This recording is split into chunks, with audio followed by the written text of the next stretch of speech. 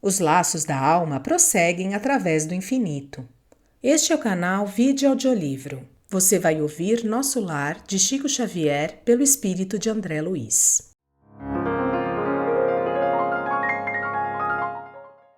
Capítulo 38. O caso Tobias. No terceiro dia de trabalho, alegrou-me Tobias com agradável surpresa. Findo o serviço, ao entardecer, de vez que outros se incumbiram da assistência noturna, fui fraternalmente levado à residência dele, onde me aguardavam belos momentos de alegria e aprendizado. Logo de entrada, apresentou-me duas senhoras, uma já idosa e outra bordejando a madureza. Esclareceu que esta era sua esposa e aquela irmã. Luciana e Hilda, afáveis e delicadas, primaram em gentilezas. Reunidos na formosa biblioteca de Tobias, examinamos volumes maravilhosos na encadernação e no conteúdo espiritual. A senhora Hilda convidou-me a visitar o jardim para que pudesse observar de perto alguns caramanchões de caprichosos formatos. Cada casa em nosso lar parecia especializar-se na cultura de determinadas flores. Em casa de Lísias, as glicínias e os lírios contavam-se por centenas. Na residência de Tobias, as hortênsias inumeráveis desabrochavam nos verdes lençóis de violetas. Belos caramanchões de árvores delicadas, recordando o bambu ainda novo, apresentavam no alto uma trepadeira interessante, cuja especialidade é unir frondes diversas à guisa de enormes laços floridos na verde cabeleira das árvores, formando o gracioso teto. Não sabia traduzir minha admiração. Embalsamava-se a atmosfera de inebriante perfume. Comentávamos a beleza da paisagem geral, vista daquele ângulo do Ministério da Regeneração, quando Luciana nos chamou ao interior para a leve refeição.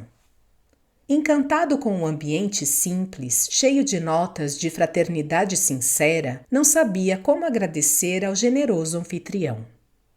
A certa altura da palestra amável, Tobias acrescentou sorridente: "O meu amigo, a bem dizer, é ainda novato em nosso ministério e talvez desconheça o meu caso familiar." Sorriam ao mesmo tempo as duas senhoras e, observando minha silenciosa interpelação, o dono da casa continuou: "Aliás, temos numerosos núcleos nas mesmas condições. Imagine que fui casado 2 vezes." E, indicando as companheiras de sala, prosseguiu num gesto de bom humor: "Creio nada precisar esclarecer quanto às esposas." "Ah, sim", murmurei extremamente confundido. "Quer dizer que as senhoras Hilda e Luciana compartilharam das suas experiências na terra." "Isso mesmo", respondeu tranquilo. Nesse ínterim, a senhora Hilda tomou a palavra, dirigindo-se a mim: "Desculpe o nosso Tobias, irmão André. Ele está sempre disposto a falar do passado quando nos encontramos com alguma visita de recém-chegados da terra." "Pois não será motivo de júbilo", aduziu Tobias bem-humorado, "vencer o monstro do ciúme inferior, conquistando pelo menos alguma expressão de fraternidade real?" "De fato", objetei, "o problema interessa profundamente a todos nós. Há milhões de pessoas nos círculos do planeta em estado de segundas núpcias. Como resolver tão alta questão afetiva, considerando a espiritualidade eterna? Sabemos que a morte do corpo apenas transforma sem destruir. Os laços da alma prosseguem através do infinito. Como proceder? Condenar o homem ou a mulher que se casaram mais de uma vez? Encontraríamos, porém, milhões de criaturas nessas condições. Muitas vezes já lembrei com interesse a passagem evangélica em que o Mestre nos promete a vida dos anjos, quando se referiu ao casamento na eternidade. Forçoso é reconhecer, todavia, com toda a nossa veneração ao Senhor, atalhou o anfitrião bondoso, que ainda não nos achamos na esfera dos anjos, e sim dos homens desencarnados. "Mas como solucionar aqui semelhante situação?" perguntei. Tobias sorriu e considerou.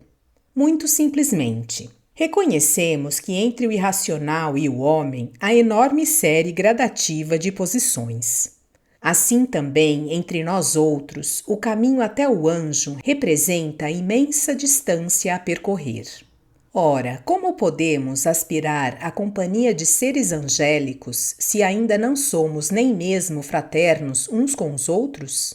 Claro que existem caminheiros de ânimo forte, que se revelam superiores a todos os obstáculos da senda por supremo esforço da vontade, mas a maioria não prescinde de pontes ou do socorro de guardiães caridosos. Em vista dessa verdade, os casos dessa natureza são resolvidos nos alicerces da fraternidade legítima, reconhecendo-se que o verdadeiro casamento é de almas e essa união ninguém poderá quebrantar. Nesse instante, Luciana, que se mantinha silenciosa, interveio acrescentando: Convém explicar, todavia, que tudo isso, felicidade e compreensão, devemos ao espírito de amor e renúncia de nossa Hilda. A senhora Tobias, no entanto, demonstrando humildade digna, acentuou: Calem-se, nada de qualidades que não possuo. Buscarei sumariar nossa história a fim de que nosso hóspede conheça meu doloroso aprendizado. E continuou depois de fixar um gesto de narradora amável. Tobias e eu nos casamos na terra quando ainda muito jovens, em obediência às sagradas afinidades espirituais. Creio desnecessário descrever a felicidade de duas almas que se unem e se amam verdadeiramente no matrimônio. A morte, porém, que parecia enciumada de nossa aventura, subtraiu-me do mundo, por ocasião do nascimento do segundo filhinho. Nosso tormento foi então indescritível. Tobias chorava sem remédio, ao passo que eu me via sem forças para sufocar a própria angústia. Pesados dias de umbral abateram-se sobre mim. Não tive remédio senão continuar agarrada ao marido e ao casal de filhinhos, surda a todo o esclarecimento que os amigos espirituais me enviavam por intuição. Queria lutar como a galinha ao lado dos pintainhos.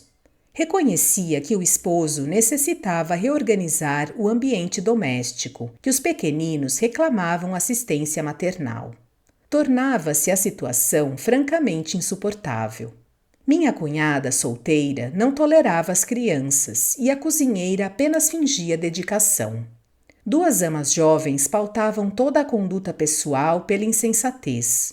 Não pôde Tobias adiar a solução justa e, decorrido 1 ano da nova situação, desposou Luciana, contrariando meus caprichos.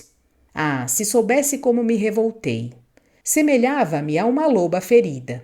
Minha ignorância deu até para lutar com a pobrezinha, tentando aniquilá-la. Foi aí que Jesus me concedeu a visita providencial de minha avó materna, desencarnada havia muitos anos.